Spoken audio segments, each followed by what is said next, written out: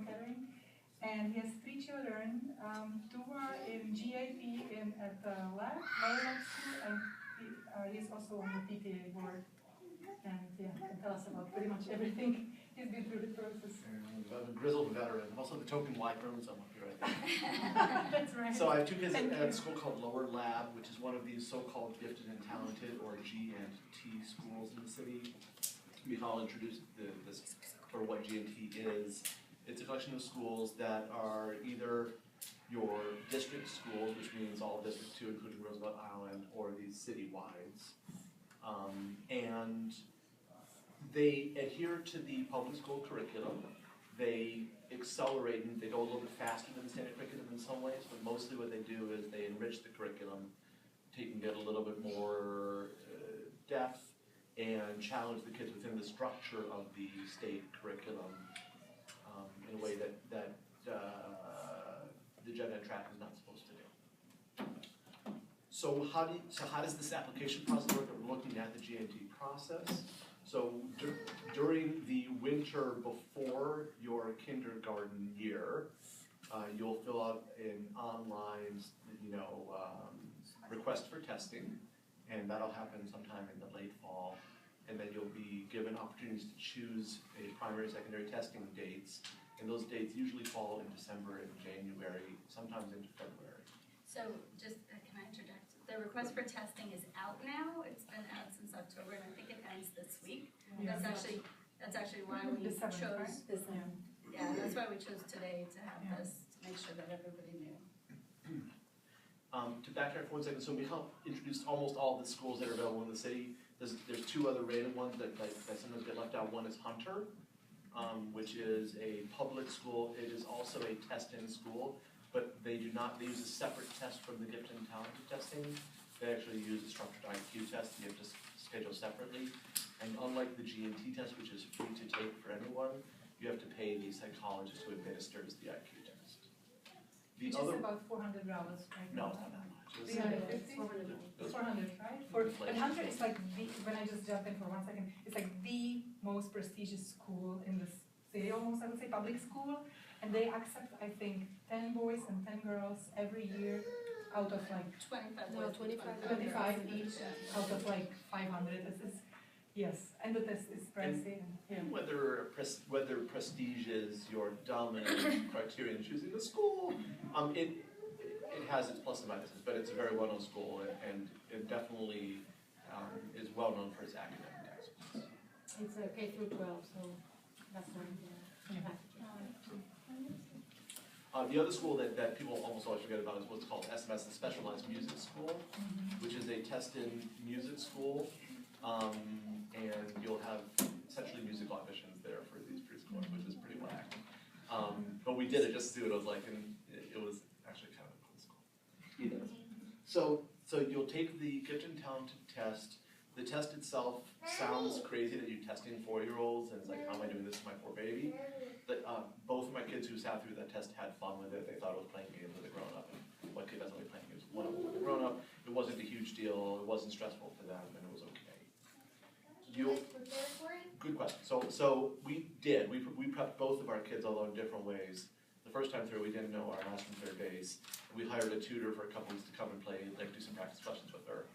The second time, we knew more about the system, so we actually used what is called Bright Kids and paid the hundreds of dollars to do like 6 practice sessions with them. And he actually loved those and was sad when those classes ended because he was having fun there. Whether that made a difference or not, God only knows. But it gave us some added measure of confidence that we were giving the kid a chance to succeed on a test that otherwise might have seemed foreign. You'll get the scores back in springtime, and then when you receive your scores, if it is 90 or higher, you'll be invited to apply to your zoned G&T schools. If it's 97 or higher, you'll be invited to apply to your zoned and or citywide schools. It's a little bit of a farce because for the vast majority of these schools, if your score is not at least a 98, even for the zoned schools, there's not going to be a seat for your kid. But if your score is 97, 99, you definitely go and make your tours. You'll have a week or two to go to open houses at the G&T schools hear a canned talk about the curriculum of the school and what the school's philosophies are, take a tour around the school, look in the classrooms, and then you will have to submit on your child's behalf online a ranked list of your preferences. And then sometime in the late spring or summertime, or even into the fall, you'll get an email from the DOE saying, congratulations, your kid is going to blank. So what is the decision based on? Is it primarily the score or? The first priority, so the way that it works is it's a lottery within the score percentile, and it goes with, maintained in this current upcoming year is what's called sibling preference. So it goes, so for a zoned school, a SIB with a score of 99, a SIB of a currently enrolled student up to grade 4 is 99, down to 90, and then it goes to non-SIBs, 99 down to 90, and lotteries within your percentile.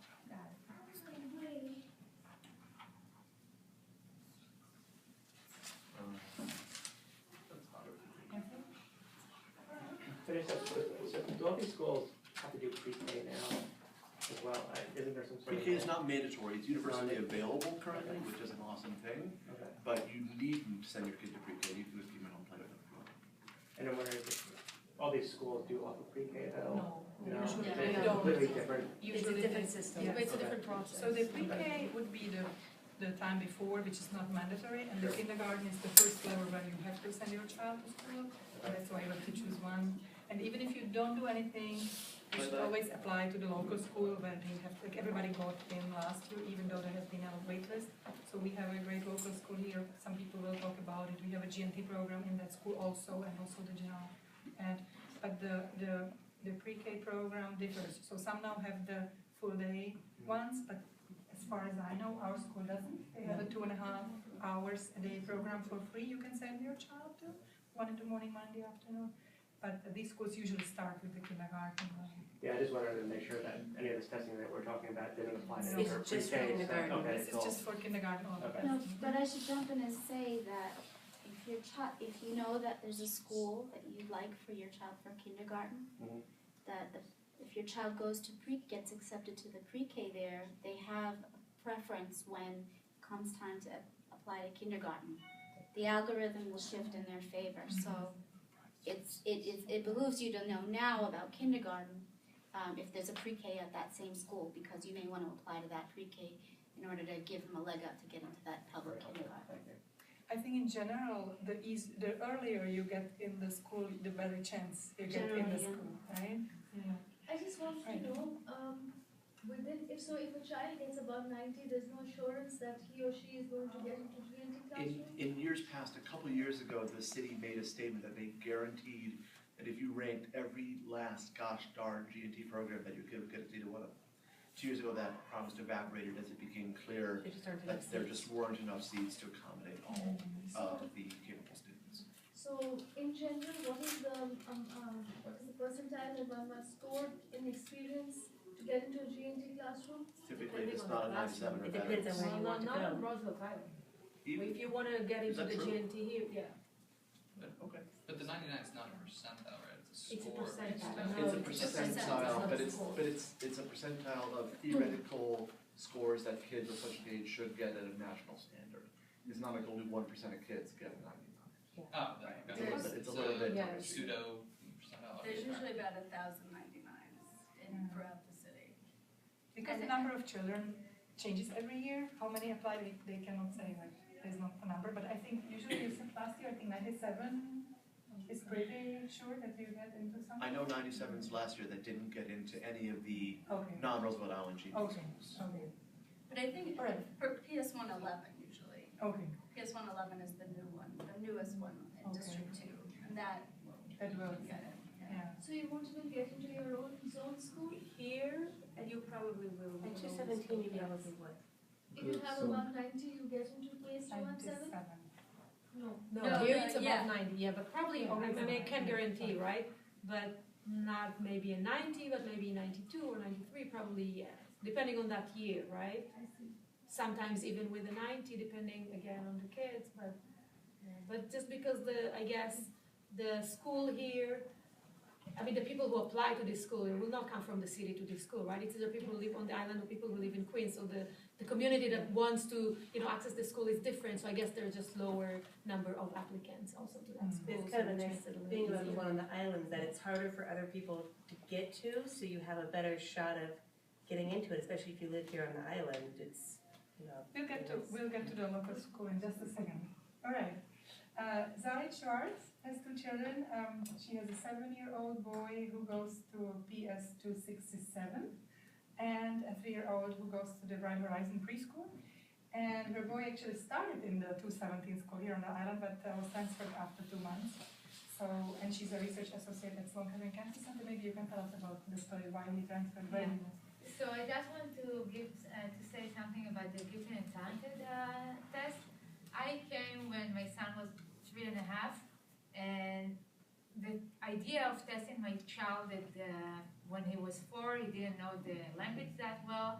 It looked bizarre, and in retrospect, I think it's a good thing to do for your kid. It gives you lots of options that you wouldn't have any other way. And I think it's important to keep an open mind about it. I mean, I think that I can see now that I'm not preparing my child, but I'm doing things with my youngest one, and she actually enjoyed it. So I think it's important to keep an open mind about it. It's not that weird to do it. So my other one, he was not tested for the GNT. He didn't do the GNT test. We started in PS 217, and for many reasons, I have decided to transfer him to a different school. So he started on September, and we did the transition. I think it was in December. Sorry, was he GNT or the general? No, he was in public school. I never tested him for GNT. And it was really hard to do the transition, but I have to say that it's possible because it happened to me. And I think that the key thing to do here is to be very persistent and to keep calling the DOE if that's what you want. Why did you decide to transfer? I have many reasons. I mean, I have the PS 217 didn't have after-school program. It was closer. The PS 267 is actually in Lexington, between 2nd and 3rd on 63rd Street. So it's closer to the place that I work. I have many reasons why I decided to transfer him, but the thing was that I looked for different options. I was lucky to know Michal, and she was the one to tell me, well, PS 267 might have spots. Try to call them, and I did call them, and they said we don't have spots. But I did call the DOE, and they said that they didn't have spots, and I called again and again and again and again. And in the end of the day, it did happen. And I mean, I think that it was the best thing that I've ever done to my child. I mean, it's a great school, PS 267, but I'm not here to advertise PS 267. I'm just here to tell you that there are other options, and you need to explore what are the options that you may have. And also, I just want to say one thing about charter school. We have friends that sent her kid to a Success Academy, and they're very happy about the school. The schools are very strict, but I mean, they really have a very rich curriculum, and I think that it's, at least to go to the tour, I think it's worth it, and it's also, I think, K-8, right? Yeah. So it's also a bonus, so you should also think about the charter school. They're very polarizing. People love it, Yeah. the days are very long, which is either wonderful or terrible. Yeah, the whole idea of charter school is really, I think under we can say debate. that they are very academic and very structured, right? It's very structured. So it also depends what you like and what your child likes, how your child likes to learn. Every child is different, and Right. some children thrive in the very structured academic environment, and others prefer no rules and a lot of creativity. Like that's why we're here, and it's not easy. Yeah, and then Yes. just one last thing. There are also the progressive systems that Michal mentioned. There is Midtown West and Ella Baker. It's completely different. it's not an academia-oriented system. Mid and West may be a little bit more, but the idea is to for the kid to develop by himself, not to be pushed by the system. And Mid and West is a wonderful school. I mean, it's a great school. You should definitely go to a tour. It's open to all district too. It's open to all district too. We applied for there. We didn't get a spot, but I mean, it's definitely an option, and you should all check for it. It's a lottery again? Yeah, for Everything, district yeah. two, district one. Bad Elevator and Tribeca Learning are these three lottery unzoned. Yeah, but I think Elevator gives priority to people who work in the area, and there's a lot of parents. They no longer do Yeah. that though, because it's all on Kindergarten Connect. Kindergarten Connect is online, it started last year, whereas it used to be a paper. This is for Elevator? For all public kindergartens, there's one single online application, but it started this past year, and with lots of bugs, but it all worked out. But up until this past year, you went to individual schools and you would use the things like I work here, and that gave you priority.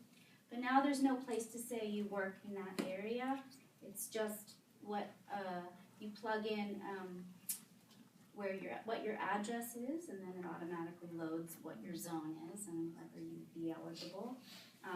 For Elevator, it's on zone. And then if you have a sibling there, or if you went to the pre-K, same thing with Midtown West. I don't know if they have pre-K there. They just started pre-K. They did. They Okay. do, yeah. So those are the only factors.